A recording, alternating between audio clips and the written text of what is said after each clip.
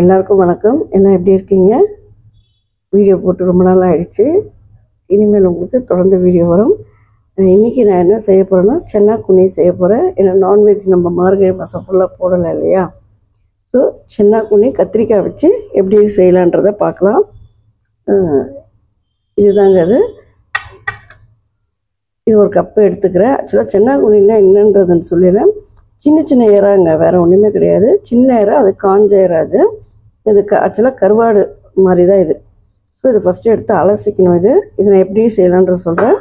அதுக்கு என்னென்ன தேவைன்னா, 3 தக்காளி, 3 வெங்காயம், கொஞ்சம் இஞ்சி பூண்டு, நான் கூட கத்திரிக்காய் போட்டு செய்ய போகிறேன். வாங்க, இதில் வாழைக்காவும் போடலாம், கத்திரிக்காயும் போடலாம். கத்திரிக்காய் கொஞ்சம் டேஸ்ட்டாக இருக்குன்றதுக்காக நான் அதை எடுத்துக்கிட்டேன். ஃபஸ்ட்டு இதை எப்படி அலசி எடுத்துக்கலான்றதை பார்க்கலாம் வாங்க. இந்த மாதிரி கொஞ்சம் அகல பாத்திரத்தில் தண்ணி எடுத்துக்கோங்க.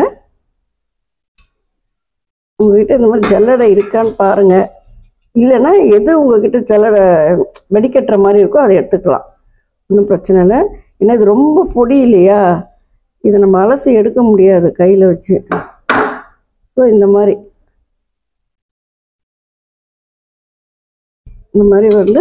ஒரு 3 டைம்ஸ் அலசி எடுத்துக்கோங்க. அதுக்கப்புறம் உப்பு கம்மியாக இருந்தால் கூட நம்ம கொஞ்சமாக போட்டுக்கலாம், வேணாம். இதில் உப்பு இருக்கா இல்லையான்னு பார்த்து இந்த மாதிரி அலசி எடுத்துக்கிட்டோன்னா இதில் நம்ம ட்ரை பண்ணி எடுத்துக்கலாம். பாருங்க, தண்ணி மாற்றிட்டு இன்னும் 2 டைம்ஸ் அலசி நம்ம செய்ய போயிடலாம். கடாய் காஞ்சிடுச்சுங்க, எண்ணெய் ஊற்றிக்கலாம். நல்லெண்ணெய் எடுத்துருக்கேன் நான்.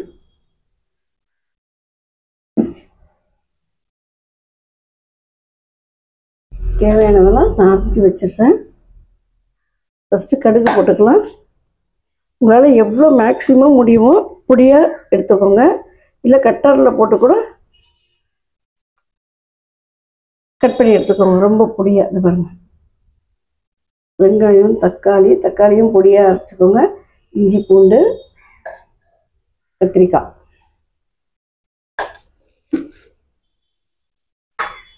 அரைச்செல்லாம் கூடயும் ஒரு 2 டைம்ஸ் 3 டைம்ஸ் போட்டு அலசி எடுத்துக்கிட்டேன். கருவாட்டு கடை வாசனையே வருதுங்க ஒரே. இது அலச சொல்ல இன்னும் செஞ்சால் கும்முன்னு இருக்கும் போகிறது. சரி,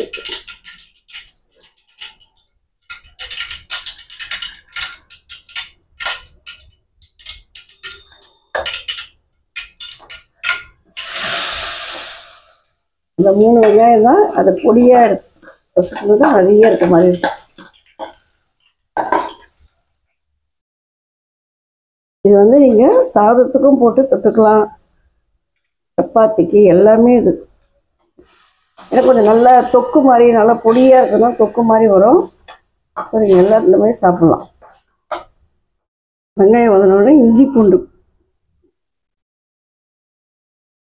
இது நீங்கள் பேஸ்ட்டாக போட்டுக்கோங்க, இல்லை இடித்து போட்டுக்கோங்க, அவங்க இஷ்டம்.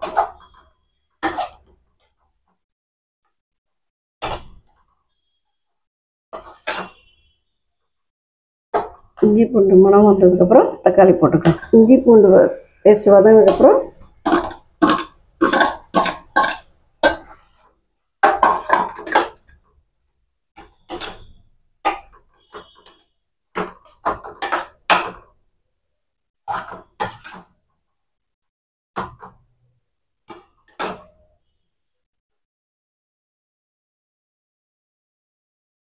நம்ம தக்காளி வதங்குறப்போ சென்னா குனி இதில் போட்டுருங்க.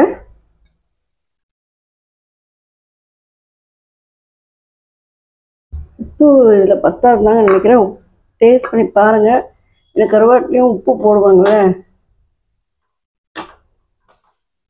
இது இந்த எண்ணெயிலே கொஞ்ச நேரம் இது கொஞ்சம் வேகட்டும், இறா மாதிரியே. அதுக்கப்புறம் கத்திரிக்காயும் போட்டுடலாம்.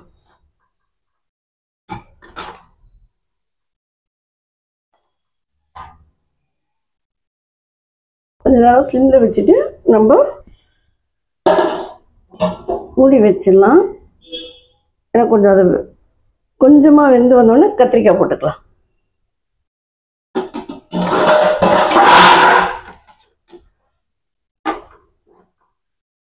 இது கூட கத்திரிக்காயும் போட்டுக்கலாங்க.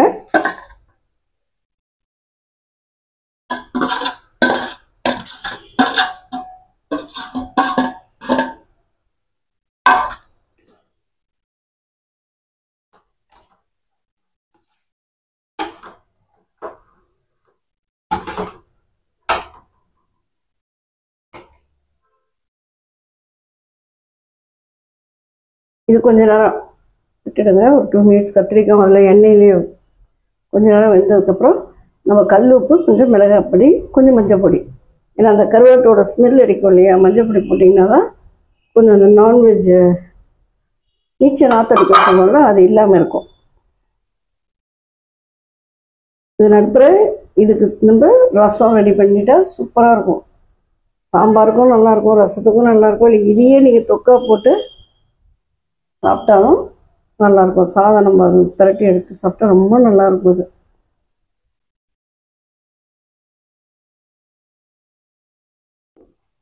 நம்ம நிறைய கொஞ்சம் ஜாஸ்தி வேணும்னா நீங்கள் வெங்காய தக்காளி கொஞ்சம் ஜாஸ்தி பண்ணிக்கோங்க. உப்பு மட்டும் கொஞ்சம் பார்த்து போட்டுக்கோங்க, ஜாஸ்தி ஆகிடும்.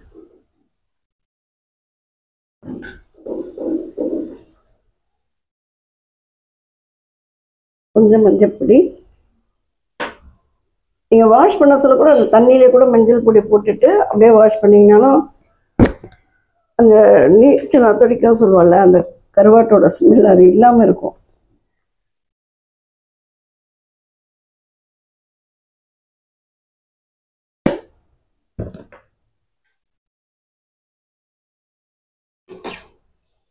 அதாங்க, நல்லா தண்ணி கொஞ்சம் விட்டு அப்படியே மூடி வச்சு எல்லாம் வெந்து வந்தோடனே உங்களுக்கு காமிக்கிறேன். மிளகாய் பொடி பாருங்கள் போதுமான, பத்தலைன்னா கொஞ்சம் போட்டுக்கலாம்.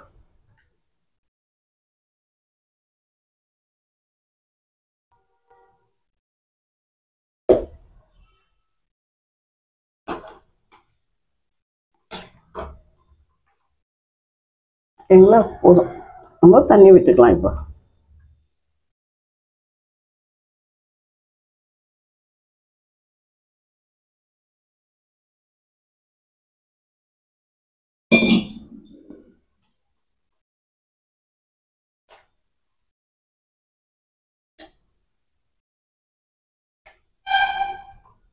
கத்திரிக்காய் எல்லாம் வெந்து வரணும். கொஞ்சம் மீடியம் ஃப்ளேம் வச்சுக்கோங்க. அப்பப்போ நீங்கள் ஓப்பன் பண்ணி அடி பிடிக்காமல் பார்த்துக்கோங்க.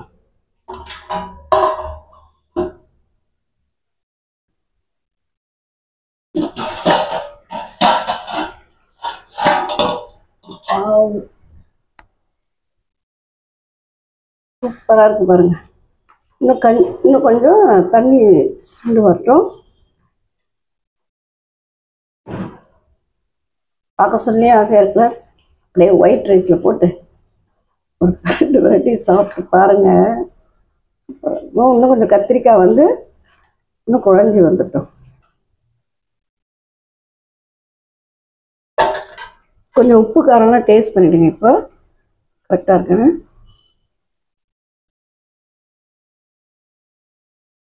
எல்லாம் கரெக்டாக இருக்குங்க, போதும்.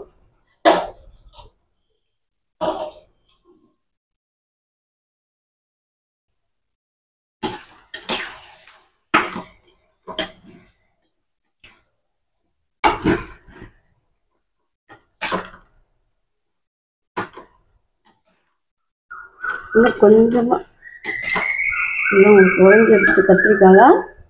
இன்னும் கொஞ்சம் நல்லா சுண்டிடுச்சுன்னா இறக்கிடலாம். இதில் கொஞ்சம் ஐயோ நான் மறந்துட்டேன். இன்னும் கொஞ்சோண்டு புளி, கொஞ்சமாக புளி ஊற்றிக்கோங்க.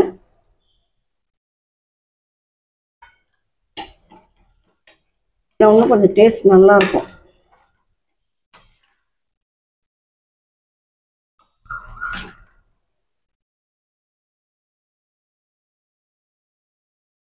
தொக்கு பாருங்கள், சூப்பராக ரெடி ஆயிடுச்சு.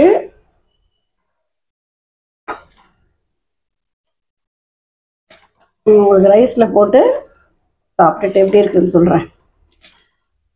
இந்த அளவே போடுங்க, எல்லாமே கரெக்டாக வந்துடுச்சு.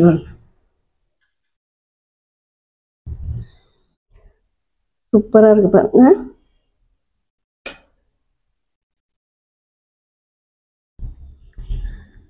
பிரமாதமாக இருக்குங்க. கருவாடு பிடிக்கிறவங்களுக்கு இது ரொம்ப பிடிக்கும். ஸோ நீங்கள் இந்த மாதிரி தொக்கு மாதிரி போட்டு நீங்கள் ரைஸில் போட்டு சாப்பிட்லாம். சப்பாத்திக்கு நல்லாயிருக்கும், தோசைக்கு நல்லாயிருக்கும். எல்லோரும் செஞ்சு பார்த்துட்டு எப்படி இருக்குன்னு சொல்லுங்கள். இதோட ஒரு நல்ல ரெசிபியோட சந்திக்கிறேன். நன்றி, வணக்கம்.